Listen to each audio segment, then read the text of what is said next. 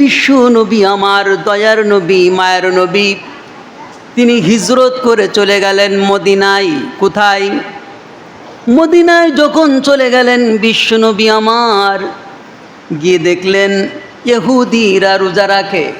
ইহুদিরা রোজা রাখছে, ইহুদিরা রোজা রাখে। আল্লাহর নবী জিজ্ঞাসা করলেন, আচ্ছা ইহুদিরা কেন তোমরা রোজা রাখো? ইহুদিরা জবাব দিলেন, এই রোজা রাখি আমরা এ কারণে, এই যে দিনটা মুহররমের 10 তারিখ, এই মুহররমের 10 তারিখে আমাদের নবী হযরত মূসা আলাইহিস সালাম এই দিনকেরা মুক্তি পেয়েছিলেন। কোথা থেকে মুক্তি পেলেন সেটা আপনাদেরকে বলবো। কোথা থেকে মুক্তি পাইলেন? হযরতে মূসা আলাইহিস সালাম যখন আল্লাহর একত্ববাদের দাওয়াত দিলেন, ফিরআউনকে বললেন এক আল্লাহর ইবাদত করতে হবে, লা ইলাহা ইল্লাল্লাহ মূসা কালিমুল্লাহ। তখন খেপে গেল, লা ইলাহা ইল্লাল্লাহ। এই দাওয়াতটা যুগে যুগে নবী ও রসুলরা যখন দিয়েছেন, বিশেষভাবে রাষ্ট্রশক্তির কাছে, তখন রাষ্ট্রশক্তি দারুণভাবে সেই জামানায় নবী ও রসুল এবং দ্বীনের দায়ীদের উপরে খেপেছেন। লা ইলাহা ইল্লাল্লাহ মানে হলো এক আল্লাহর আইন হুকুমাত ছাড়া এই পৃথিবীতে কোনো মানবরচিত মতবাদ চলবে না। যেটা চলবে আমার রাজনীতি, অর্থনীতি, সমাজনীতি, যুদ্ধনীতি, বন্দিনীতি সব কিছু একমাত্র চলবে এক আল্লাহর বিধান মোতাবেক। কার বিধান মোতাবেক? এক আল্লাহর বিধান মোতাবেক চলবে। পৃথিবীতে কারোরটা চলবে না।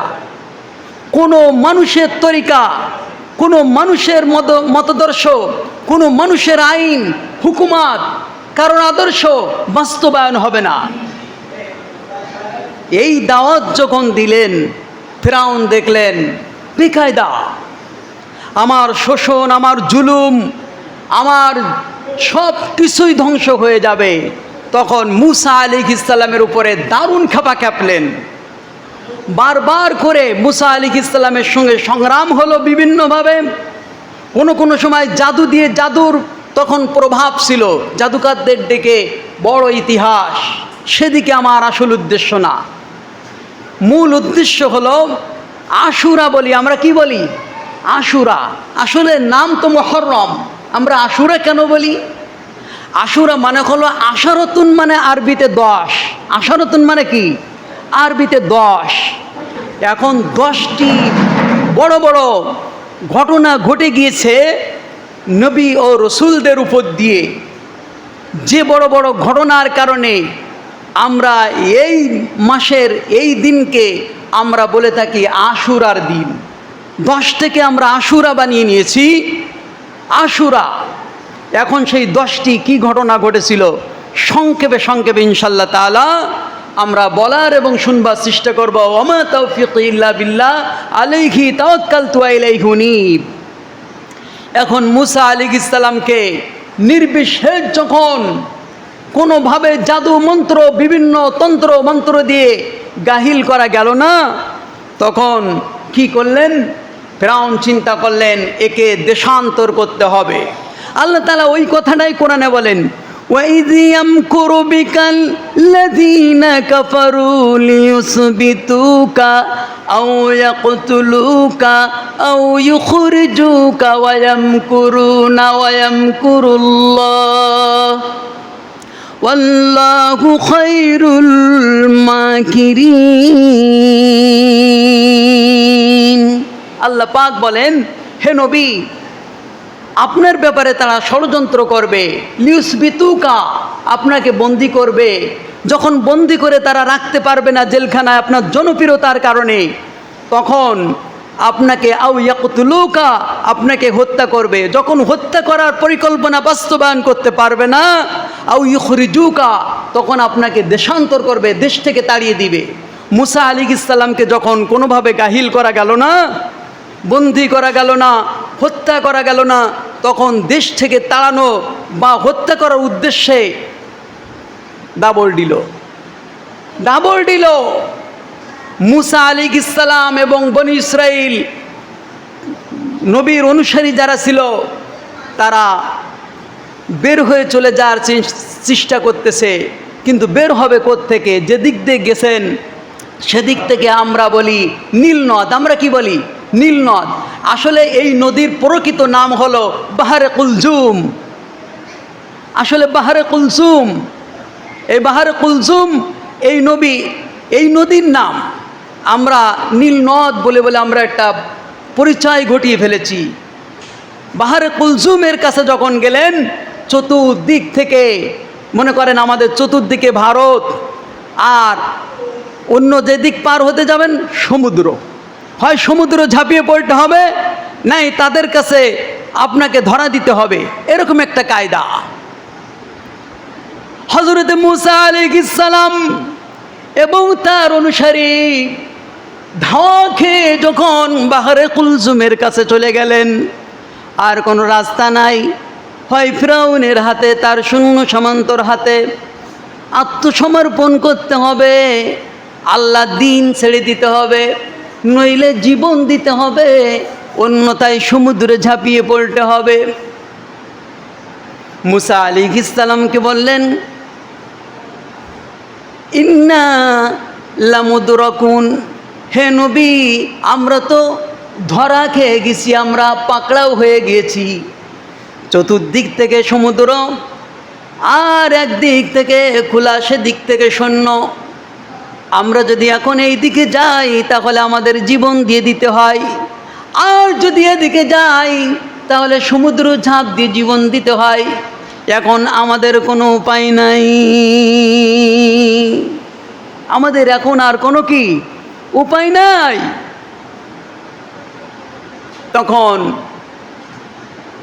মুসা আলাইহিস সালাম বললেন, কাল্লা, কখনো না, ইন্না মাইয়া রব্বি সায়াহদিন। বলেন আল্লাহু আকবার। ইন্না মাইয়া রব্বি সায়াহদিন, আমার আল্লাহ আমার সঙ্গে আছে, তোমরা ভয় পেও না। এদিক থেকে দেখা যাচ্ছে ওই দূর থেকে ফিরাউন এবং তার বাহিনী খুব দ্রুত বেগে আসছে। এদিকে মুসা আলাইহিস সালামকে আল্লাহ পাক বললেন, নবী আমার, যে লাঠি দিয়ে আপনাকে মুজিজা তৈরি করার বিভিন্ন সময় দেখিয়েছি, আপনি লাঠি ফেলিয়েছেন, সাপ হয়ে গিয়েছে, ফিরাউনের সব জাদুর সাপ খেয়ে ফেলেছে, এই লাঠি আপনি সমুদ্রে ফেলিয়ে দিন।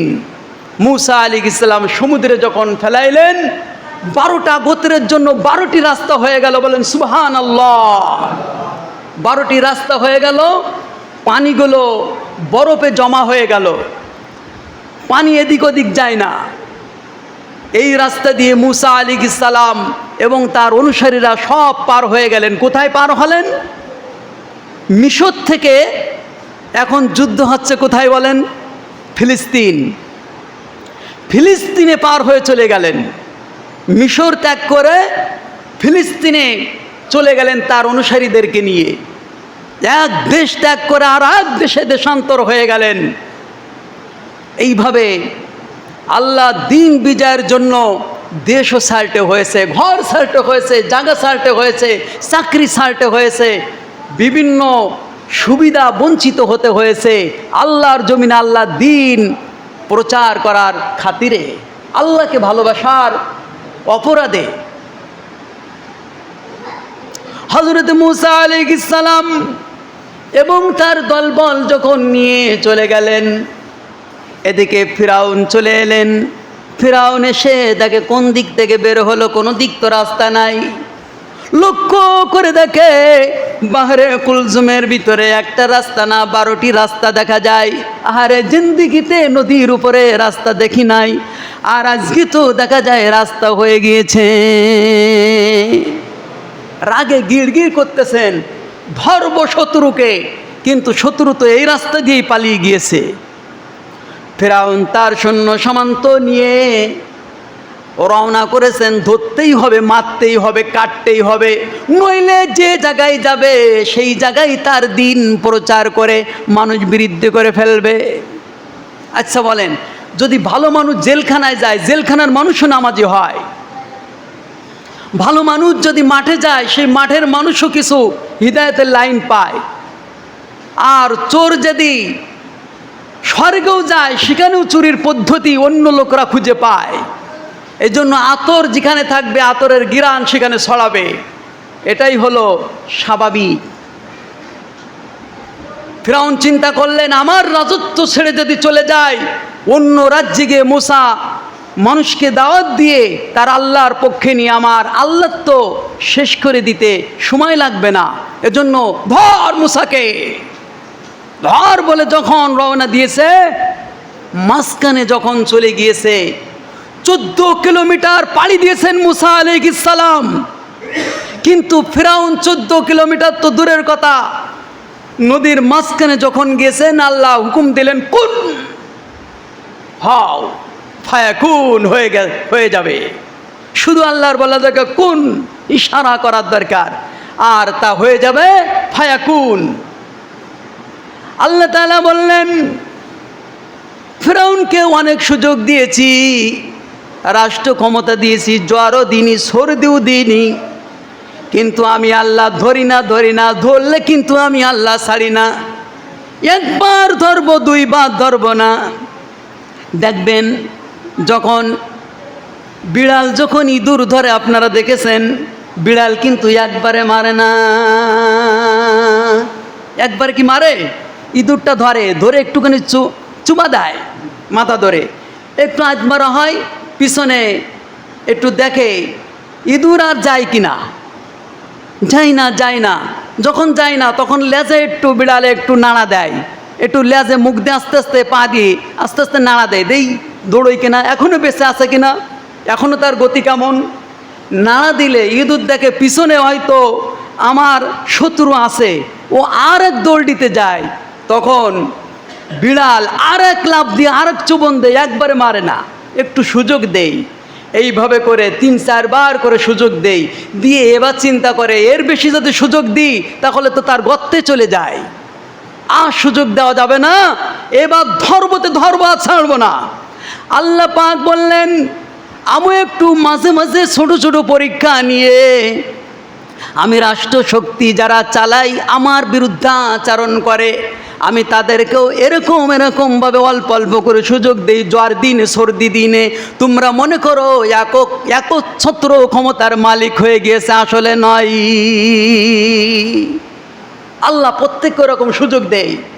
সুযোগে যখন সে সৎ ব্যবহার করে না, আল্লাহর পক্ষে, রসুলের পক্ষে, দ্বীনের পক্ষে যখন থাকে না, আল্লাহর মানুষের পক্ষে থাকে না, তখন আল্লাহ তাআলা একবারে এরকম কায়দায় ধরবে যে কোনো বাদশাকে, তখন সে আর সরে যাওয়ার মতো সুযোগ পাবে না। এটা আল্লাহর নীতি। আল্লাহ পাক ফিরাউনকে ধরলেন, তখন ফিরাউন বললেন, আমানতু, আমি ঈমান এনেছি। এখন সমুদ্রে যখন হাবুডুবু খাচ্ছে, তখন বলতেন আমানতু বানু ইসরাইল ওয়া আনা মিনাল মুসলিমিন, আমি এখন ঈমান আনলাম। ঈমান এনে কি করলাম? ওই আল্লাহর উপরে, যে আল্লাহর উপরে ঈমান এনেছে বনি ইসরাইলরা। দেখেন, ব্যাগল দিয়ে, যার ব্যাগলের অভ্যাস, সে কোনোদিন সুদা যায় না। আমি আমার আল্লাহর উপরে এই কথা বলেনি, বলেছে আমি বনি ইসরাইলদের আল্লাহর উপরে ঈমান আনলাম। ঘুরে আল্লাহ বললেন, আলান ওয়াকাদ আসাইতা ক্বাবলু ওয়া কুনতা মিনাল মুফসিদিন, তুই তো আসলে স্বৈরাচারী বাদশা, তোকে আমি আজকে সুযোগ দেব না, একবারে তোর ধরব, মারব, কিন্তু ফাল ইয়াউমা নুনাজ্জিকা বিবাদানিক, তোকে মারব কিন্তু তোর শরীরকে আমি ভালো রাখব, পানিতে খাবে না, কাদায় ছবে না, তোকে আমি স্বৈরাচার বাদশাদের জন্য জ্বলন্ত প্রমাণ পৃথিবীতে রাখব। কারণ রাজত্ব ক্ষমতা পেয়ে মানুষ স্বৈরাচার হয়ে যাবে, এটা আমি আল্লাহ তাআলা জানি। সকল স্বৈরাচার রাজা বাদশা যারা হবে, তারা তোকে দেখে দেখে হৃদায়ত গ্রহণ করবে। কিয়ামতের দিন আমি স্বৈরাচার বাদশাদেরকে তোকে দেখাই দেখাই হিসাব নিয়ে ছাড়ব। এজন্য মুক্তি দিলেন কাকে? মুসা আলাইহিস সালামকে। আর স্বৈরাচার জালেম ফিরআউনকে ধরলেন আল্লাহ তাআলা একবার, কিন্তু বারবার পরীক্ষা নিয়েছেন মুসা আলাইহিস সালামকে এবং তার অনুসারীদেরকে। বিজয় দান করলেন আল্লাহ তাআলা। আল্লাহ বলেন, ওয়ালা তাহিনু ওয়ালা তাহজানু ওয়ানতুমুল আ'লাউনা ইন কুনতুম মুমিনিন। তোমরা যদি মুমিন হতে পারো তাহলে ওয়াকানা হাক্কান আলাইনা নাসরুল মুমিনিন, আমি আল্লাহর উপরে ওয়াজিব তোমাদের বিজয় দেওয়ার জন্য। এজন্য আমরা যখন ওয়ালাস হয়ে যাই, দিন থেকে সরে যাই, আমাদের কাজ থেকে সরে যাই, আল্লাহ তখন আমাদের পরীক্ষা নেন। পরীক্ষা নিয়ে আমাদেরকে আবার জব্দ করেন, ঐক্য তৈরি করে দেন, দিয়ে আল্লাহ আবার রাষ্ট্র ক্ষমতা দেন। এজন্য আল্লাহ পাক মুসা আলাইহিস সালামকে বিজয় দিলেন কখন? যখন এক হলেন তারা এবং ঈমানের পরীক্ষায় পরীক্ষিত হয়ে যখন দেশ ত্যাগ করলেন। সেই দিনটা কবে ছিল? এই যে বিজয় হলো, মুসা আলাইহিস সালাম মুক্তি পাইলেন, সেই দিনটা ছিল আজকের দিন মুহররমের 10 তারিখ। তাহলে 10টি ঘটনা ঘটেছে, তার ভিতরে একটি ঘটনা মুসা আলাইহিস সালামকে ফিরআউনের কবল থেকে আল্লাহ রাব্বুল আলামিন বিজয় দিয়েছেন যে দিনটা, সেই দিনটার নাম মুহররমের 10 তারিখ। এই দিন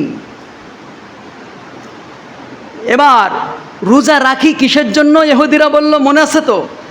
ইহুদিরা বলল রোজা রাখি মুসা আমাদের নবী, মুসা আলাইহিস সালাম তিনি এই দিনে ফিরআউনের হাত থেকে মুক্তি পেয়েছিলেন এবং তার অনুসারীরা মুক্তি পেয়েছিলেন। তাই মুসা আলাইহিস সালামের এই মুক্তির কারণে আমরা আল্লাহ পাকের শুকরিয়াতান আমরা রোজা রাখি। এই রোজাটা মুহররমের রোজা কিসের? এই রোজাটা আমরা রাখি আল্লাহর শুকরিয়া আদায় করার জন্যে। এখন আল্লাহর নবী বললেন এই রোজাটা মুসা আলাইহিস সালামও রাখতেন, জানতে পারলাম, এবং তোমরাও রাখো, কিন্তু আমি বিশ্বনবী তোমাদের থেকে বেশি হকদার মুসা আলাইহিস সালামের ব্যাপারে আল্লাহর কাছে শুকরিয়া আদায় করা। এজন্য আজ থেকে আমি নিজেই রোজা রাখবো। ও আমার সাহাবীরা, তোমরাও এই মুহররমের 10 তারিখে রোজা রাখবে। যখন একটা রোজা রাখা শুরু করলেন, তখন ইহুদিরা বলাবলি করা শুরু করলেন, দেখিছো ওই না, আমরা একটা রোজা রাখি, মুসা আলাইহিস সালামের ব্যাপারে আল্লাহর শুকরিয়া আদায় করি, মুহাম্মদও তার অনুসারী সহ আমাদের মতো একটা রোজা রাখে। তখন বিশ্বনবী বললেন, ইহুদি তারা মুসলমানের শত্রু, কাল শত্রু। আল্লাহ তাআলা নিজেই বলে দিয়েছেন ইহুদি আর খ্রিস্টান, এরা খ্রিস্টানের থেকে বড় শত্রু হলো ইহুদি, এরা মুসলমানের কাল শত্রু। আল্লাহ নিজেই জানাই দিয়েছেন কোরআনের ভিতরে, ওই দিকে আলোচনা না। তাই নবীজি বলেন ওদের আমলের সাথে আমাদের আমল মিল হবে না, তার জন্য তোমরা 10 তারিখ 11 তারিখ নইলে 9 তারিখ 10 তারিখ একটা বৃদ্ধি করে রাখবা। একটা রোজাকেও তোমরা রাখবা না, একটা সিয়াম পালন করবা না। একটা মানে ইহুদিদের সঙ্গে মিল হয়ে যাওয়া, আমাদের ইবাদত ইহুদিদের সাথে মিল থাকবে না। বলেন সুবহানাল্লাহ। এজন্য যারা রোজা রাখবেন কয়টা? 2টা। মুহররমের এই রোজা কবে থেকে হলো এটা তো একটু জানার দরকার।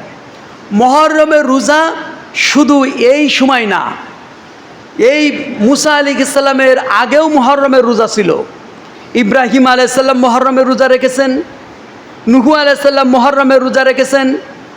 মুহররম এমন একটা এই দিনের ইতিহাস, যে ইতিহাসে অন্য নবীরাও এই রোজা রেখেছেন।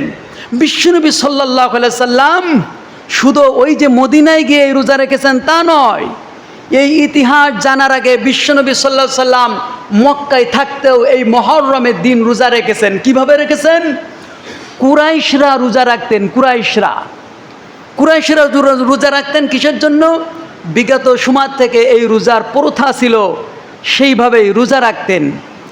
আর মাহে রমজানের রোজার আগে এই রোজা ছিল ফরজ। মাহে রমজানের রোজা আমাদের ফরজ হওয়ার আগ পর্যন্ত এই রোজা আমাদের ফরজ ছিল, কিন্তু মাহে রমজানের রোজা যখন ফরজ হয়ে গেল তখন এই রোজা নফল হয়ে গেল। এখন আপনি রাখতেও পারেন, ছাড়তেও পারেন, রাখতেও পারেন, ছাড়তেও পারেন। রাখলে সব পূর্বের 1 বছরের গুনাহ মাফ হওয়ার সওয়াব, এবং পূর্বের গুনাহ মাফ হবে। আর এদিকে আপনার 1 বছর রোজা রাখলে যে সওয়াব হবে, এই মুহররমের রোজা রাখলে সেই সওয়াব আল্লাহ পাক আমলনামায় দান করবেন। বলেন সুবহানাল্লাহ। তাহলে রোজার ব্যাপারে আমি বলেছি সংক্ষিপ্তভাবে। এবার আসুন, একটি ঘটনা শুনলাম, 2 নম্বর ঘটনা সংক্ষেপে বলি। নুহু নবী, আমরা তো নাম শুনেছি না? আসলে নুহু আলাইহিস সালামের নাম নুহু ছিল না, আব্দুল গফফার ছিল। এই নুহু নবী নাম হলো এই কারণে যে নুহু আলাইহিস সালাম তিনি বেশি বেশি কাঁদতেন উম্মতের জন্যে, অনেক কাঁদতেন। উম্মত হিদায়াত হয় না। কতদিন দাওয়াত দিলেন? 950 বছর দাওয়াত দিলেন। 950 বছর দাওয়াত দিয়ে মাত্র 80-85 জন মানুষ, 70-75, 80-85 এই লেভেলের মানুষ ইমানদার হলো।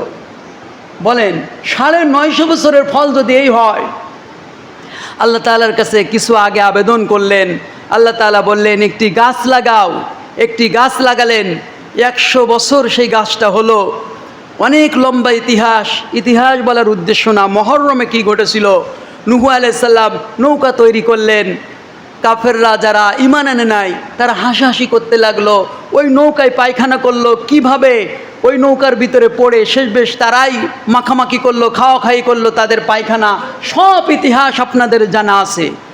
মূল ইতিহাস হলো নবীকে জানাই দিলেন যে যখন তোমার উনুনে অর্থাৎ চুলার ভিতরে পানি ওঠা শুরু হয়ে যাবে তখন বুঝবে তুফান শুরু হয়ে যাবে। আল্লাহ তাআলার কাছে দোয়া করেছিলেন, আল্লাহ পাক এই জাতি ভালো হবে না, এই যতজন ঈমান এনেছে এরপরে সম্ভব না আর বেশি লোক ঈমান আনবে, তাই এই জাতিকে তুমি শেষ করে দাও। রাগ করে এত পরিমাণ নির্যাতন করতেন। নুহু আলাইহিস সালামকে পাথর মারতে মারতে এমন করে ফেলতেন যে নুহু আলাইহিস সালাম পাথরের তলেই পড়ে যেত। আর সন্ধ্যাবেলায় যখন হতো মানুষ ঘরে চলে যেত, জিবরিল আমিন এসে পাথরগুলো সরাই দিতেন গায়ের পথ থেকে। সরাই দিয়ে রক্তাক্ত মানুষটাকে জিবরিল আমিন তুলে দিতেন, হাত বুলিয়ে দিতেন। নুহু আলাইহিস সালাম সুস্থ হতেন। আবার পরের দিন আমার কি মিশন? জিবরাইল বলতেন, কি মিশন? আপনি দাওয়াত দিবেন লা ইলাহা ইল্লাল্লাহ। তারা এমন নির্যাতন, কোনো নির্যাতন বাকি রাখে নাই। তার কানে আঙ্গুল দিয়ে পার হতো। তারা নুহু আলাইহিস সালামের উপরে লেলিয়ে দিত ছেলেদেরকে, যুবকদেরকে। নুহু আলাইহিস সালাম অস্থির হয়ে সহ্য না করতে পেরে তাদের জন্য বদদোয়া দিয়েছিলেন। সূরা নূহুর ভিতরে আল্লাহ তাআলা সে কথা উল্লেখ করেছেন। হযরত নুহু আলাইহিস সালাম যখন দেখলেন উনহুনের ভিতরে পানি ওঠা শুরু হয়ে গেল, নুহু আলাইহিস সালাম জুড়াই আল্লাহর হুকুমে কীট পতঙ্গ সব ভর্তি করতে লাগলেন। এক জোড়া সাপ, এক জোড়া বাঘ, এক জোড়া অমুক, এক জোড়া তমুক, সব কিছু নিয়ে মানুষকে যারা ঈমান এনেছেন তাদেরকে জানিয়ে দিলেন। হযরত নুহু আলাইহিস সালাম একজন বুড়িকে জানাতে পারলেন না। নুহু আলাইহিস সালামের প্লাবন যখন শেষ হয়ে গেল, বুড়ির কথা মনে পড়ে গেল। বুড়ির বাড়িতে দৌড় দিলেন। আহা, বুড়ি তো আমার বলেছিল যখন প্লাবন হবে মূসা আমাকে খবর দিও। আমার তো মনে নাই আমি কি অপরাধ করে ফেলেছি। এরকম প্লাবন পৃথিবীতে কোনোদিন হয় না, আর হবেও না। এই প্লাবনে বুড়ি সহ সব শেষ হয়ে গেছে। আল্লাহর কাছে কি জবাব দিব? মূসা আলাইহিস সালাম দৌড়ে বুড়ির কুড়ে ঘরের কাছে গিয়ে দেখে কুড়ে ঘর যেমন আছে তেমন। আল্লাহু আকবার বললেন এবং বুড়িকে ডাক দিলেন, বুড়িমা, ও বুড়িমা। বুড়িমা দৌড়ে এসে বলতেছেন, মুসা এখন কি প্লাবন হবে নাকি? মুসা আলাইহিস সালাম বললেন, বুড়িমা প্লাবন হয়ে গেছে, 40 দিন পর্যন্ত আমরা নৌকার উপরে ছিলাম। সুবহানাল্লাহ বলবেন না? এই বুড়ি যেমন ছিল তেমন। আল্লাহ পাক ডাক দিয়ে বলেন, মুসা তুমি একজন বুড়ির কথা ভুলে যেতে পারো, কিন্তু আমি আমার বান্দি ঈমান এনেছে আর তোমার কাছে দাবি করেছে, আমি আমার বান্দির কথা তো ভুলতে পারি না। সারা পৃথিবী সব পানির নিচেই, শুধু পৃথিবী না, পাহাড়ও পানির নিচেই। নিচের দিক থেকে পানি, আমাদের প্লাবনটা কীরকম, উপর থেকে পানি হয়, সেই পানি গড়ায় আসে, আর নিচের থেকে পানি উঠে আসে, আবার উপরের থেকে পানি পড়ছে। হযরত নূহ আলাইহিস সালামের সন্তান বললেন, আব্বা, একটা সন্তান ঈমান আনে নাই, 4 ছেলে ছিল, তার ভিতরে একটা ছেলে কিনান, সে বললেন, আব্বা, ও আপনার পরে ঈমান আনবো না, আপনার আল্লাহর পরে ঈমান আনবো না। কি হবে কি? বলে, এই যে প্লাবন, বাঁচতে পারবি না, এখন ঈমান আন আর নৌকায় ওঠ। গাদ্দারি করলেন, পুরোজনে পাহাড়ে উঠবো, আর আমলম্বা মানুষ, পাহাড়ে উঠবো, এখানে পানি কে উঠাবে? যখন নূহ আলাইহিস সালাম দেখলেন পানি ঠিকই উঠে গেছে, হাবুডুবু খাওয়ার মতো হয়ে যাচ্ছে, তখন একটু আগায় আনতে যখন যাবেন, আল্লাহ বললেন, লাইসা মিন আহলিক, এটা তোমার পরিবারের কেউ নয়। নূহ, তুমি যদি এইভাবে তার দিকে হাত বাড়াও, তাহলে তোমার নবুয়তের খাতা থেকে নাম কেটে যাবে। এজন্য আমাদের পরিবারে, আমাদের যদি কেউ আল্লাহর দুশমন থাকে, সে যদি নিজের সন্তান হয়, তাহলে আল্লাহর ভাষায় ওটা আমাদের পরিবার না। আল্লাহর দুশমন মানে আমারও দুশমন, নবীর দুশমন মানে আমারও দুশমন, ওটা আমার পরিবারের কেউ না। 40 দিন চলে গেল। কয়দিন? 40 দিন পার হয়ে গেল। 40 দিন যখন পার হয়ে গেল, তখন এই নৌকাটা কোথায় ভিড়ল? একটা জায়গায় তো থামবে। আল্লাহ সে কথা কোরআনের ভিতরে বলেছেন, কোন পাহাড়? জু দিগ্গি। আল্লাহ তাআলা ব্যবহার করেছেন জু দিগ্গি, বুরদাল্লিল কওমি জালিমিন। এই জুদ পাহাড়ে নৌকাটা প্রথম স্থান নিল, ওখানে গিয়ে ঠেকলো না। নূহ আলাইহিস সালাম ওই তুরস্কের ওই পাহাড়ে গিয়ে নৌকা সেখানে ভিড় করলেন, সেখানে নামলেন। এই দিনটা ছিল কোন দিন? এই দিন ছিল 10ই মুহররম। তাহলে দুটো বড় বড় ঘটনা ঘটেছে এই দিনে। এবার আসুন 3 নম্বর যে ঘটনাটা ঘটল, 3 নম্বর ঘটনা হলো হযরত ইউনূস আলাইহিস সালাম। হযরত ইউনূস আলাইহিস সালাম তিনি তার কওমের উপরে যখন শাস্তি আসবে, তারা বড় মারাত্মক অপরাধের ভিতরে ছিল। এই অপরাধের ভিতরে যখন ছিল, ইউনূস আলাইহিস সালাম তাদের জন্য বদদুয়া করলেন, আল্লাহ পাক তাদের জন্য শাস্তি পাঠাবেন। এমন ঘোষণা কোন সময় ইউনূস আলাইহিস সালাম জানার পর চলে গেলেন, দ্রুত ওই দেশ ত্যাগ করে চলে যাচ্ছেন। নৌকায় উঠলেন। কোথায় উঠলেন? নৌকায় উঠলেন। দেশ ত্যাগ করতে হবে, কারণ আল্লাহর শাস্তি আসবে। নৌকায় যখন উঠলেন, নৌকা তখন টলো টলো টলো টলো ঢলো ঢলো, নৌকা শুধু এদিক ওদিক হয়, কাত হয়, মনে হয় যেন এক্ষুনি এই নৌকা ডুবে যাবে। নৌকা ডুবে যাবে, মানুষ ভর্তি, নৌকা ডুবে যাবে। ওর ভিতরে একজন বললেন যে আমাদের নৌকার ভিতরে হয়তো একজন পালাতক গুলাম রয়েছে, যে গুলামের কারণে আমাদের নৌকা এইভাবে টলমলো করছে, ডুবে যাবে। যদি পালাতক কোনো গুলাম থাকে, কোনো মাইন্দার থাকে, তাহলে সে এক্ষুনি আমাদের নৌকা থেকে সমুদ্রে লাবিয়ে আমাদের জীবনটা বাঁচিয়ে দিক। কিন্তু সবাই সবার দিকে তাকায়, সবাই সবার দিকে তাকায়। ইবলিস শয়তান কারো কানে একটু পরামর্শ দিল, তোমরা লটারি করো। লটারি যখন করা হলো, প্রথম নাম বাদল ইউনুস আলাইহিস সালাম। কিন্তু মানুষেরা তাকায় দেখে এই ব্যক্তি এত সুন্দর চেহারা, এ তো পলাতক গোলাম হতে পারে না। আশ্চর্য, এই লোক কি পলাতক গোলাম হবে? কখনো হবে না।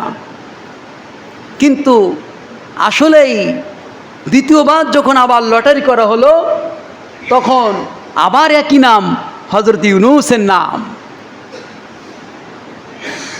কিন্তু সবাই তাকায় বলে সবাই পলাতক গোলাম হতে পারে, কিন্তু এই চেহারায় কখনো পলাতক গোলাম বলা যাবে না। কারণ এই নৌকার ভিতরে যত মানুষ আছে সব থেকে চেহারা ভালো, বডি ভালো, সুন্দর মানসিকতা, আর চেহারায় দেখলে মনে হচ্ছে একজন ভালো সম্ভ্রান্ত পরিবারের সন্তান। এই ব্যক্তি কোনোদিন পলাতক গোলাম হতে পারে না। আবার তৃতীয়বার আবার লটারি করা হলো। লটারি করলে তৃতীয়বারও নাম ওঠে ইউনুস। ইউনুস আলাইহিস সালাম তখন মাথার ভিতরে খাটায় নিলেন, আমার আল্লাহ তো আমার দেশ ছেড়ে চলে যেতে বলে নাই, আমার আল্লাহকে তো আমি বলে আসি নাই, সবাইকে শাস্তি দিতে পারে, কিন্তু আমার আল্লাহ তার ভিতরে তো আমাকে রক্ষা করতে পারে। কোন পারে কিনা বলেন? বুড়িকে যদি তুফানের পানির ভিতরে বাঁচিয়ে রাখতে পারে, ইউনুস আলাইহিস সালাম নবী, তিনাকে ডাঙ্গাই আল্লাহ পাক গজবের ভিতরে বাঁচিয়ে রাখতে পারে কিনা? পারবে কিনা বলেন? পারবে? রাখে আল্লাহ, মারে কে? মারে আল্লাহ, রাখে কে? হযরত ইউনুস আলাইহিস সালাম নিজের থেকেই তিনি লাফ দিয়ে পড়লেন পানির ভিতরে। আমার কারণে যদি এই নৌকা ডুবে যায়, অসংখ্য মানুষ তারা প্রাণ হারিয়ে যাবে। আমি একা পলাতক গোলাম, আমি তো আসলেই পলাতক গোলাম, আল্লাহকে না বলে এসেছি। লাভ যখন দিলেন, সমুদ্রের নীল তিমি এসে, বিশাল তিমি এসে ইউনুস আলাইহিস সালামকে গিলে ফেললেন। ইউনুস আলাইহিস সালামকে গিলে ফেললেন, মাছ হজমি করতে পারছে না। আবার বিশাল তিমিকে আরেকটা তিমি এসে গিলে ফেললেন। বলেন সুবহানাল্লাহ। এবার কভার হলো কয়টা বলেন? আগে ছিল একটা কভার, এবার কভার আরেকটা বেড়ে গেল। ওই মাছকে আরেক মাছ গিলে ফেললো। তাহলে ডবল মাছের কি ভেদ। আবার এই দুই অন্ধকার, আবার পানির অন্ধকার, তিন অন্ধকারের ভিতরে তিমি তো আর নিচেই নাই, তিমি চলে গেছে মহাসমুদ্রের অতল তলে। সেখানে তিমি মাছ অবস্থান করছে। হযরতে ইউনুস আলাইহিস সালাম কানের ভিতরে শব্দ শুনতে পাচ্ছে, গুনগুন গুনগুন, কনকন কনকন শব্দ। কি আওয়াজ! এই সমুদ্রের নিচে এত আওয়াজ কোত্থেকে আসলো? এই সমুদ্রের তলদেশে এরকম আওয়াজ তো হওয়ার কথা না। হঠাৎ করে দেখা গেল এই সমুদ্রের মাছের ভিতরে এত ভেদ ছাড়িয়ে হযরত জিবরিল আমিন অবস্থান করছে। হযরত ইউনুস আলাইহিস সালামকে সালাম দিলেন। ইউনুস আলাইহিস সালাম বললেন, ভাই জিবরিল আমিন, আমি এই সমুদ্রের পানির নিচেই, আপনি সেখানে। বললেন, নবী যেখানে আল্লাহর ওহীও সেখানে। বলেন সুবহানাল্লাহ। এখন জিবরিল আমিন তাকে পেয়ে ইউনুস আলাইহিস সালাম একটু সাহস পেয়ে গেলেন। সাহস পেয়ে গেলেন, বললেন, ভাই জিবরিল, এই সমুদ্রের ভিতরে এত নিচেই আমি অবস্থান করছি, এই জায়গায় আমি কোনো মানুষ নাই, কিচ্ছু নাই, কিন্তু কি যেন ঘনঘন কনকন শব্দ হয়। এই শব্দগুলো কারা করে? হযরত জিবরিল আমিন উত্তর করলেন, আল্লাহর নবী গো, ইউনুস আলাইহিস সালাম, এই সমুদ্রের ভিতরে যত মাছ আছে, কঙ্কর আছে, যারা আছে সবাই গুনগুন করে আল্লাহ পাকের জিকির করে। বলেন সুবহানাল্লাহ। সবাই জিকির করে। আল্লাহ পাক অসংখ্য সূরার ভিতরে বলেছেন, ইউসাব্বিহু লিল্লাহি মা ফিস সামাওয়াতি ওয়া মা ফিল আরদ।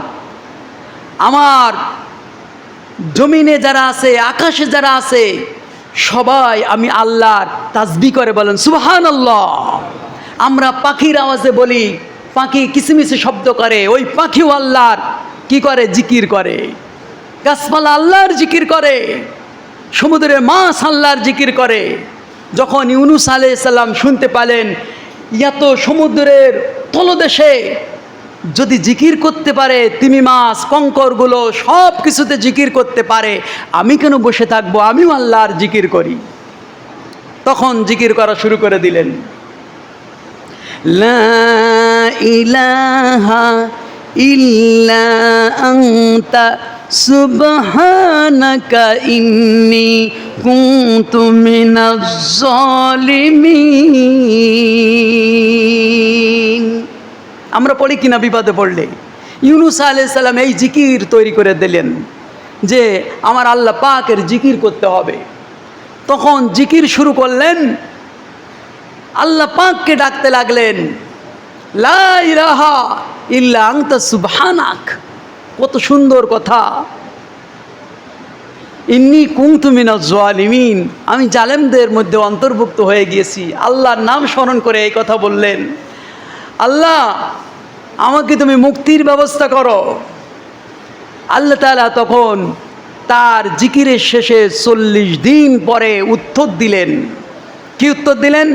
সে উত্তর আল্লাহ কোরআনের ভিতরে কোট করে দিয়েছেন, ফাস্তাজাবনা লাহু ওয়া নাজ্জাইনাহু মিনাল গাম ওয়া কাযালিকা নুজিল মুমিনিন। আল্লাহু আকবার। আল্লাহ বললেন, ফাস্তাজাবনা লাহু ওয়া নাজ্জাইনাহু মিনাল গাম ওয়া কাযালিক।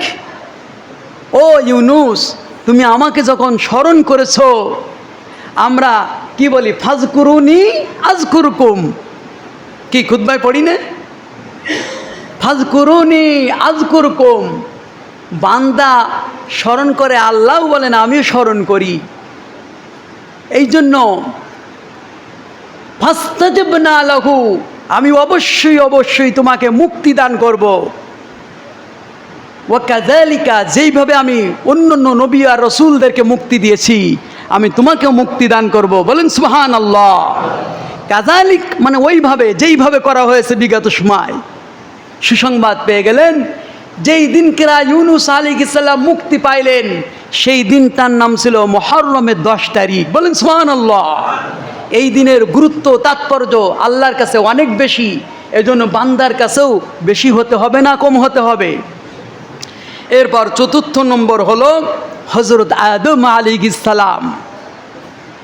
হযরত আদম আলাইহিস সালাম যখন ফল বৃক্ষ যখন নিষিদ্ধ থাকার পরও খেয়ে ফেললেন, তখন আল্লাহ পাক বললেন, এখানে আর পিশাব পায়খানা করা যাবে না, চলবে না। জান্নাতে পিশাব পায়খানা চলবে না। এক এক করে করে কাপড়গুলো খুলে খুলে উড়ে যেতে লাগলো। ওই অবস্থায় হযরত আদম আলাইহিস সালাম জান্নাতের পাতা নিলেন 3টে। কয়টা বলেন? 3টে পাতা নিলেন, নিয়ে নিজের লজ্জাস্থানকে ডেকে ফেললেন, কারণ অসংখ্য ফেরেশতা দেখে ফেলে। হযরতে হাওয়া আলাইহিস সালাম গাছের পাতা ছিঁড়লেন 5টা। কয়টা? 5টা পাতা ছিঁড়লেন। আল্লাহ পাক বিধান করে দিলেন, আদম যখন লজ্জাস্থান ঢাকার জন্য 3টে পাতা নিয়েছ, আমি তোমার জন্য কাফনের কাপড় 3টে ব্যবস্থা করে দিলাম। আর হাওয়া যখন 5টা পাতা নিয়েছ, তুমি মৃত্যুবরণ করলে, তোমার লজ্জা সব স্থানকে ঢাকার জন্য 5টা কাফনের কাপড়ের ব্যবস্থা করে দিলাম। সুবহানাল্লাহ। আর হাওয়া, তুমি গাছের পাতা ছিঁড়েছ, এই জন্য মাসে মাসে তোমাকে মাসিক দেব। আমার জান্নাতের গাছের রক্ত ঝরিয়েছ, এই জন্য পৃথিবীতে এর শাস্তি স্বরূপ তোমাকে মাসে মাসে রক্ত ঝরিয়ে আমি শোধ নিয়ে নিব। পাতা ছিঁড়লেন কে? হাওয়া। পাতা ছিঁড়লেন হাওয়া, এই জন্য হাওয়াকে শাস্তি দিলেন, মাসে মাসে মাসিক রোগটা দিয়ে দিলেন। জান্নাতে রক্ত ঝরিয়েছ, দুনিয়ায় তোমারও রক্ত ঝরবে, মাসে মাসে ওই শাস্তি আমি বলবৎ করে দিলাম। সুবহানাল্লাহ। এই শাস্তি খেয়ে জান্নাতে যেতে হবে। হযরত আদম আলাইহিস সালাম 300 বছর মতান্তরে 350 বছর কাঁদলেন। আদমকে ফেলালেন শ্রীলঙ্কায়, এখন যে শ্রীলঙ্কা, শরণদ্বীপে ফেলালেন। আর মা হাওয়াকে ফেলালেন আরবের জিদ্দায়। জিদ্দাতুন মানে দাদি, জিদ্দাতুন মানে মা, উভয়টা। আমরা যদি মা বলি, মা হাওয়া আমাদের সন্তানদের দাদি হবে, এজন্য জিদ্দায় ফেলালেন। ওই জন্য জিদ্দাতুন মানে দাদি, জিদ্দায় ফেলানো হলো। এবার আদম আর হাওয়া আলাইহিস সালাম দুইজন শুধু আদতে আছে, কোথায় পাওয়া যায়? অন্ধকারের ভিতরে, ঘোর অন্ধকার। এই অন্ধকারের ভিতরে দুইজন এক জায়গায় হবে, কেউ কারোর পায় না, বিরহ ব্যথা। জান্নাতের ভিতরে একসাথে থাকা, একটি মাত্র মানুষ আর একটি মাত্র মানুষ, মিল মহব্বত, একজন আরেকজনকে ছাড়া থাকা যায় না। সেই মানুষটা 300-350 বছর কাছে নাই। আর এই অবস্থার ভিতরে কি অবস্থা তৈরি হয়ে গেল! হযরত আদম আলাইহিস সালাম তখন শুধু দোয়া করতে লাগলেন। দোয়াটা আল্লাহ কোট করে দিলেন কোরআনুল কারীমের ভিতরে। রব্বানা, সবাই বলেন, রব্বানা যালামনা আনফুসানা ওয়া ইল্লাম তাগফির লানা ওয়া তারহামনা লানাকুনান্না মিনাল খাসিরিন। এই দোয়া করতে লাগলেন।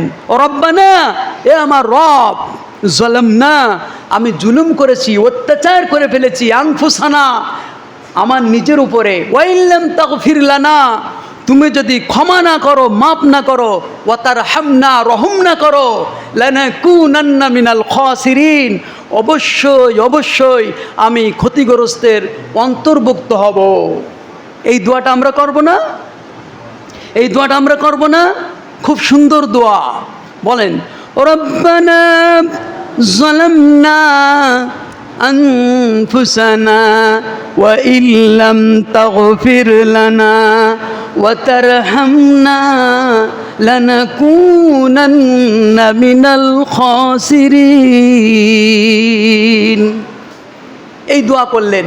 300-350 বছর হয়ে গেল মতান্তরে, কিন্তু মাফ হয় না। কিতাবে উল্লেখ এসেছে, হযরত আদম আলাইহিস সালামের স্মরণ হলো জান্নাতে থাকা অবস্থায়।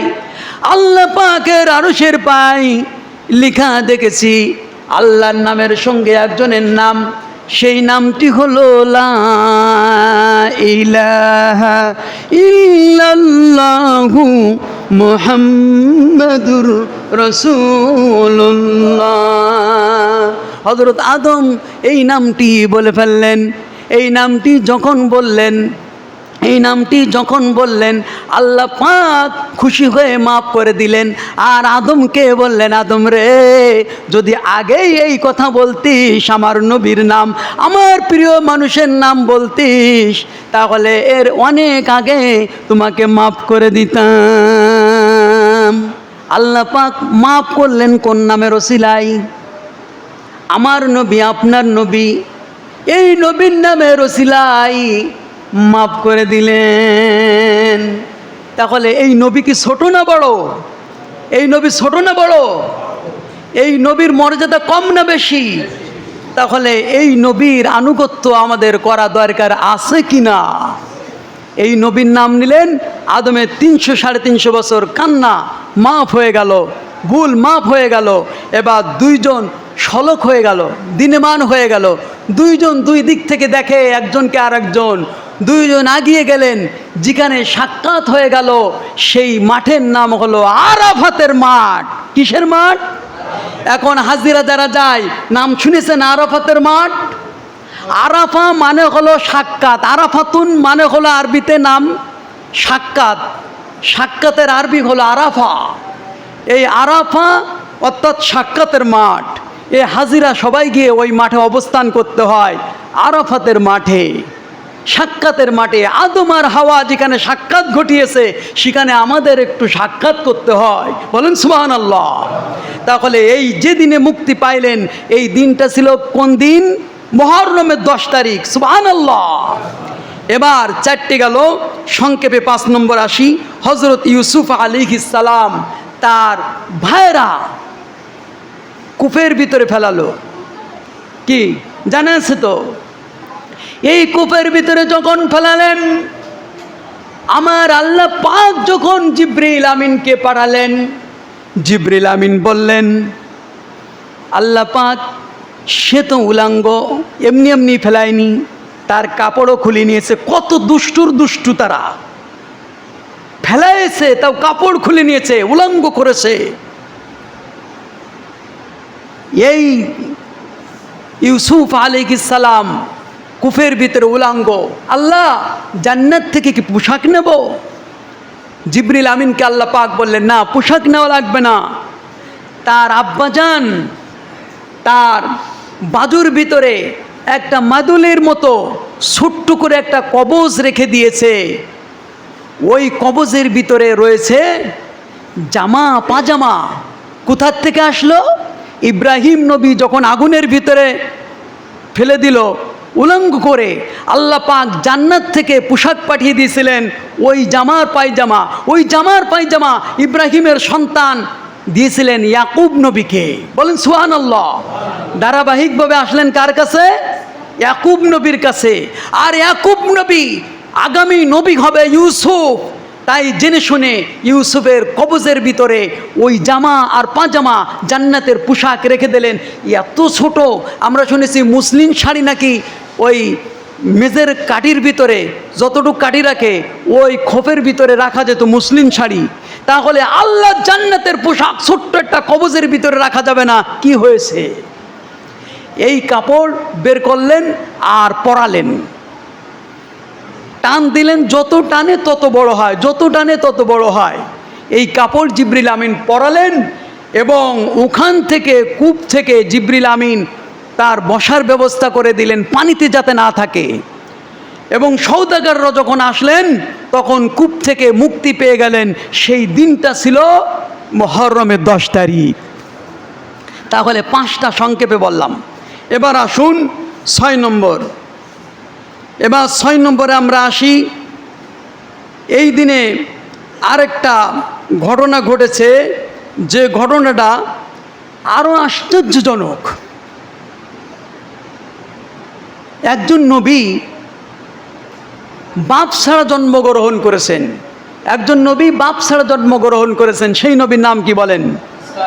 হযরত ঈসা নবী। এই তো কম বেশি জানেন।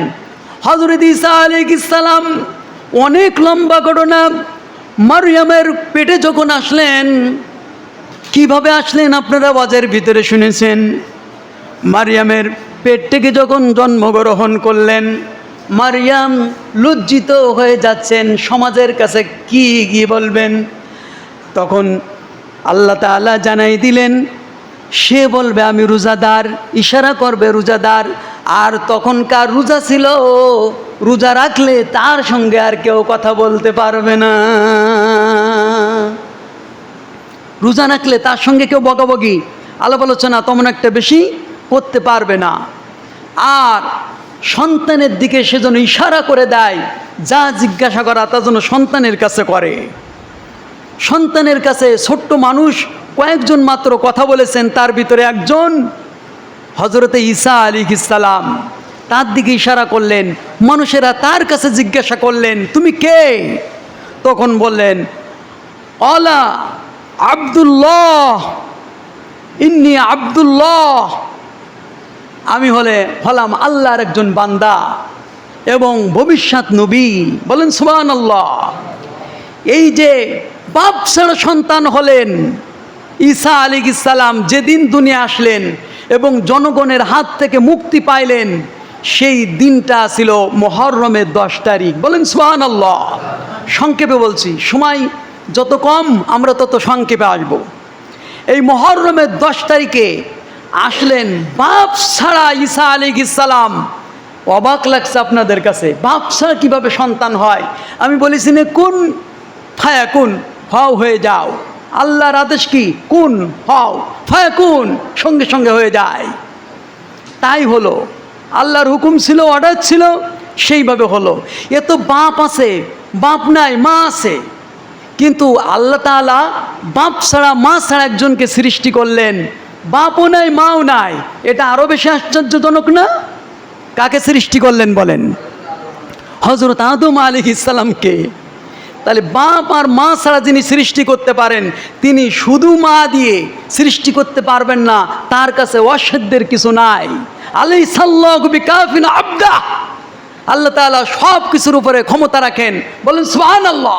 তিনি যখন যা ইচ্ছা তাই করতে পারেন, তার কাজে বাধা দেওয়ার কারো শক্তি নাই। গেল কয় নম্বর? 6 নম্বর। এবার আসুন 7 নম্বর। সংক্ষেপে বলি, হযরতে দাউদ আলাইহিস সালাম আল্লাহর কাছে তওবা করেছিলেন। আল্লাহ তাআলার কাছে যখন তওবা করলেন দাউদ আলাইহিস সালাম, হযরত দাউদ আলাইহিস সালামকে আল্লাহ রাব্বুল আলামিন চূড়ান্তভাবে মাপের ঘোষণা দিয়ে দিলেন। সেই দিনটা ছিল এই মুহররমের 10 তারিখ। বলেন সুবহানাল্লাহ। মুহররমের 10 তারিখ আল্লাহ তাআলা দাউদ নবীকে চূড়ান্তভাবে মাপের ঘোষণা দিয়ে দিলেন। এবার আসুন হযরত ইব্রাহিম আলাইহিস সালাম, 8 নম্বর যে মুহররম, এই দিনে ঘটনা ঘটেছিল। ইব্রাহিম আলাইহিস সালামকে তো নমরুদ আসতেই দেবে না পৃথিবীতে, কতভাবে বাধার সৃষ্টি করেছিল, গার্ডের কোনো অভাব নাই। এরপরও আল্লাহ রাব্বুল আলামিন আনবেন তার নবীকে ইব্রাহিম আলাইহিস সালামকে। ফিরাউনও যে কাজ করেছিল, নমরুদও সেই কাজ করলো, কিন্তু আল্লাহ তাআলা যাকে আনবেন পৃথিবীতে, তাকে ঠেকানোর মতো শক্তি কোনো বাদশার নাই, পৃথিবীতে কারণ নাই। ইব্রাহিম আলাইহিস সালাম একেবার তার মন্ত্রী ঘরের লোকের ভিতরে জন্ম দিয়ে দিলেন। তার মন্ত্রী আজর, তাও কি মন্ত্রী? ধর্মমন্ত্রী। তার মূর্তি যেখানে যা, সব কার্যকরের দায়িত্ব হলো ইব্রাহিমের আব্বার। ধর্মমন্ত্রী যদি সব জিনিস শুনে যদি সন্তান পয়দা দেয় তার ঘরে বসে, তার স্ত্রী এসেছিল তার রাজপ্রাসাদে, যেখানে নমরুদ তাকে গার্ডে রেখেছে, যেখানে তার দায়িত্ব রেখেছে, সেখানেই তার স্ত্রী চলে এসেছে, সেখানেই সহবাস করেছে, সেখান থেকে সন্তান জন্মগ্রহণ করেছে। এরপরে ওই ঘরে সন্তান হলো। আল্লাহ তাআলা কিভাবে মানুষ করলেন ওয়াজের ভিতরে আমরা সব জেনে ফেলেছি। এই দিনটাই যেদিন ইব্রাহিম আলাইহিস সালাম জন্মগ্রহণ করলেন এত বাধার মধ্যে, সেই দিনটা ছিল মুহররমের 10 তারিখ। বলেন সুবহানাল্লাহ। এই বড় বড় ঘটনা আল্লাহ পাক এই দিনে ঘটিয়েছেন। মুহররমের 10 তারিখে আরেকটা ঘটনা ঘটিয়েছেন আল্লাহ পাক, যে ঘটনাটা হযরত ইউসুফ আলাইহিস সালাম রাজত্ব গ্রহণ করেছেন। আর এই রাজত্ব গ্রহণ করার পর যে তার ভাইরা বারবার করে অভাবের কারণে ওই দেশ থেকে, মিশর থেকে খাদ্য খাবার নিয়ে আসতে লাগলো। নির্বিশেষ যখন বিনিয়ামিনকে রেখে দিল চুরির অপবাদে, আসলে তো চুরি করে নাই, বাটিকে তার খাদ্যর ভিতরে রেখে দিয়ে চুরের অপবাদে তার নিজের ভাইকে রেখে দিবে, এই ছিল কৌশল। লম্বা ঘটনা না বললে বুঝতে পারবেন না।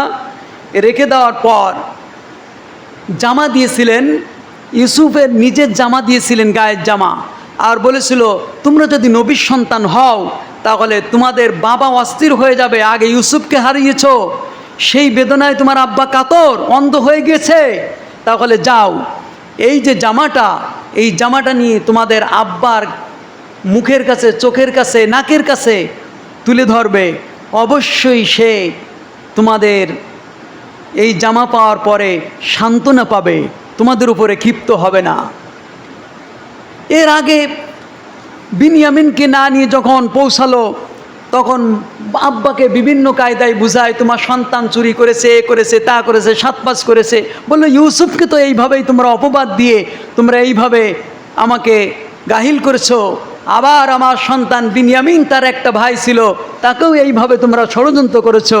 যখন জামাটা আনতেছে তখন দূর থেকে ইউসুফ আলাইহিসসালামের জামার গিরানে হযরত ইয়াকুব আলাইহিসসালাম তিনি গিরান বুঝতে পাচ্ছেন, আমার ইউসুফ আসতেছে, আমার ইউসুফ আসতেছে, কই রে আমার ইউসুফ, কই আমার ইউসুফ, এইভাবে চিৎকার যখন করতেছেন তখন ওই ভাইগুলো যারা আগে চলে এসেছে তারা বলতেছে, তোমার কি মাথা খারাপ হয়ে গিয়েছে?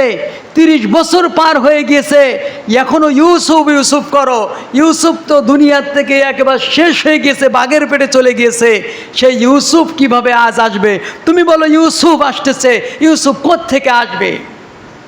জামাটা যখন কাছে আনা হলো তখন বললেন যে এই মিশরের বাদশাহ এই জামা দিয়েছে, এই জামাটা তুমি গ্রহণ করো, এই জামাটা তোমাকে দিয়েছে। জামাটা চোখে ঘষা দিয়েছে, বুকে লাগিয়েছে। আল্লাহ পাক চোখে লাগানোর কারণে আল্লাহ রব্বুল আলামিন তার অন্ধ চোখকে পরিপূর্ণ ভালো চোখে রূপান্তর করে দিয়েছে। যে দিনে, সেই দিনটার নাম হলো মুহররমের 10 তারিখ। বলেন সুবহানাল্লাহ।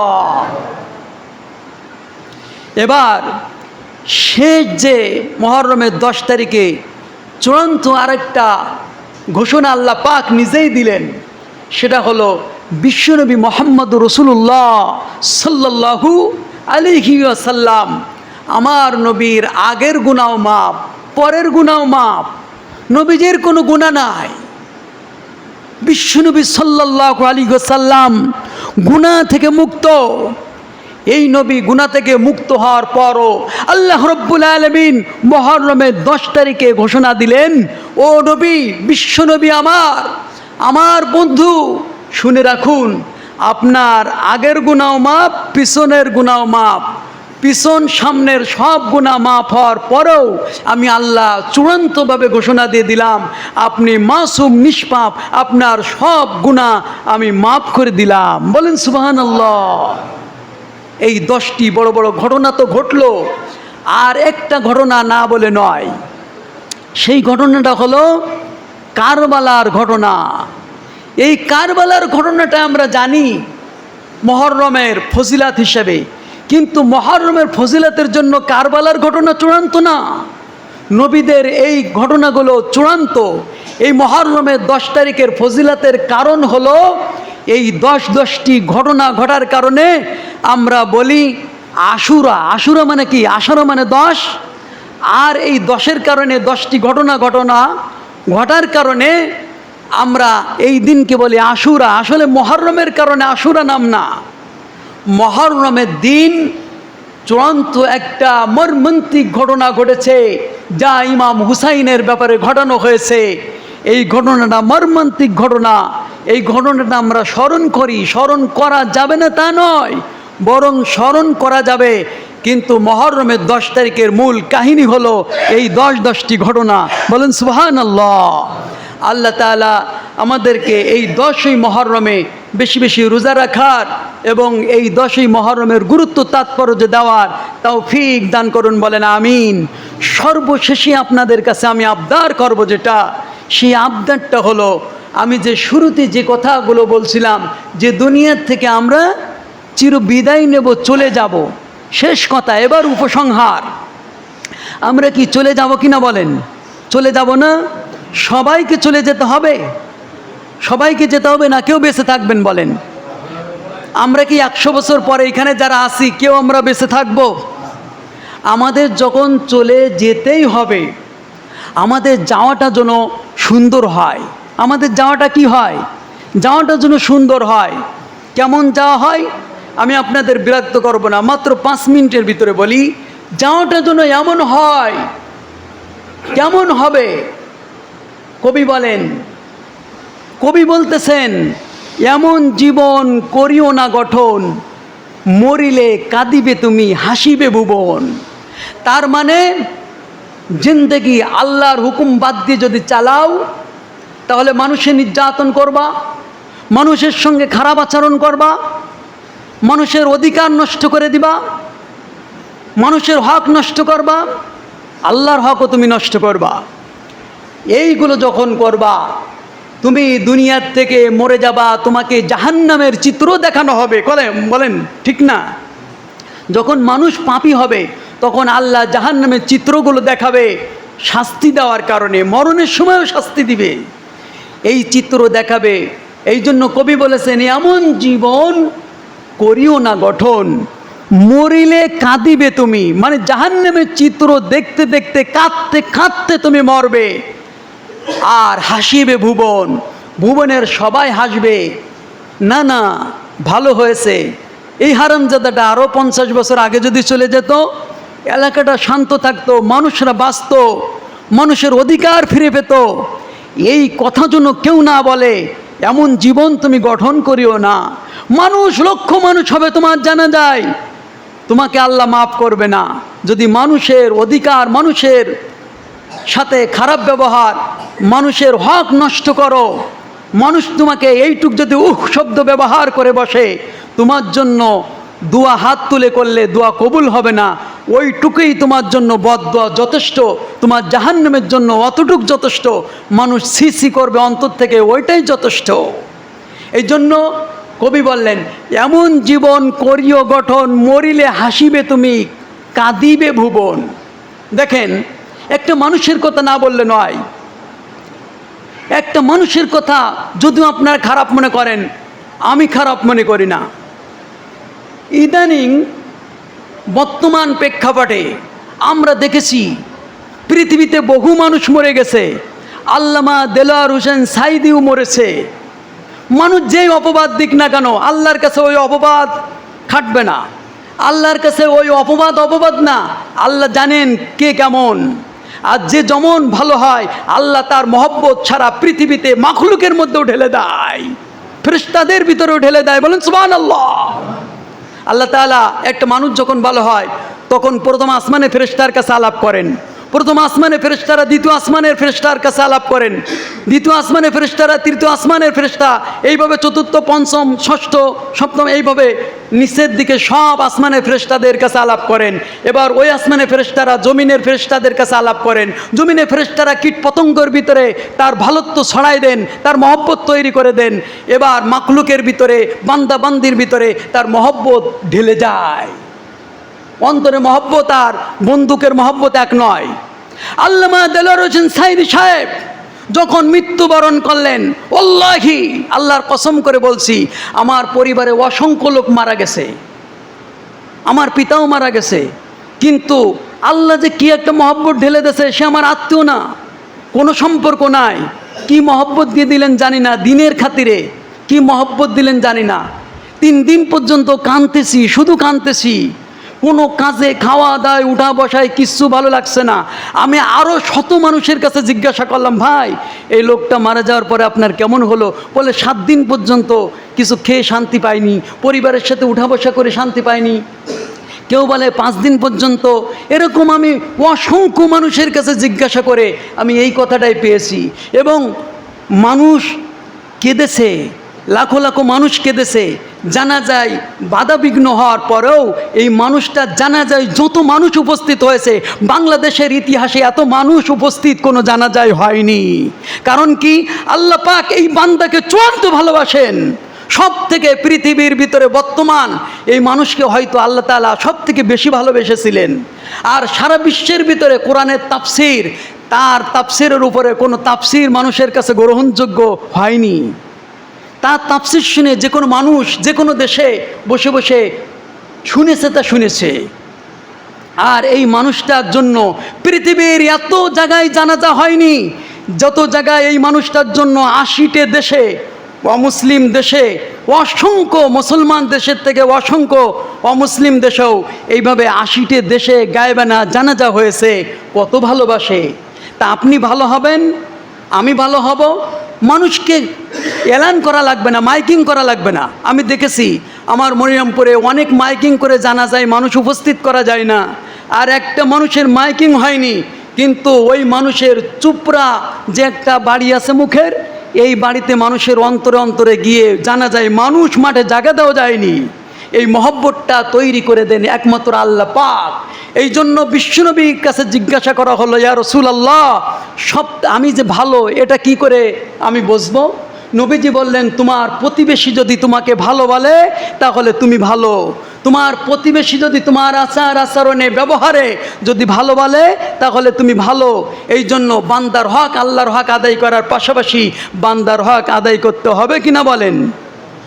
আল্লাহ পাক আমাদেরকে এমন জীবন করিও গঠন, মরিলে হাসিবে তুমি। মরণের সময় জান্নাতের চিত্র আল্লাহ পাক দেখাবেন, আর আমরা ওই জান্নাতের চিত্র দেখব, মরণের কষ্ট দূর হয়ে যাবে, ছটফট করতে হবে না, মরতে মরতে হাসতে হাসতে মরে যাব।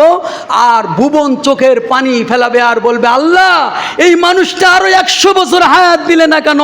এই মানুষটা চলতো ফিরতো উঠতো বসতো, সব জায়গায় আমাদের ভালো লাগতো। এই মানুষটা পৃথিবী থাকলে সকলের উপকার হতো। বলেন, এই একটা মানুষের ব্যাপারে মাঝে এই কথা বলেছে কিনা মানুষ? বলেছে কিনা বলেন? দল বিমত সবাই এই কথাই বলেছে, শত্রুও বলেছে, মিত্রও বলেছে, সবাই বলেছে এই কথা। এই মানুষ একটা যোগ্য মানুষ, এই মানুষ একটা আল্লাহর মানুষ, এই মানুষ একটা প্রিয় মানুষ। আমরাও যেন এরকম প্রিয় মানুষ হয়ে মরতে পারি। আল্লাহ পাক আমাদের এমন জীবন গঠন করার সুযোগ তৌফিক দান করেন, বলেন আমিন।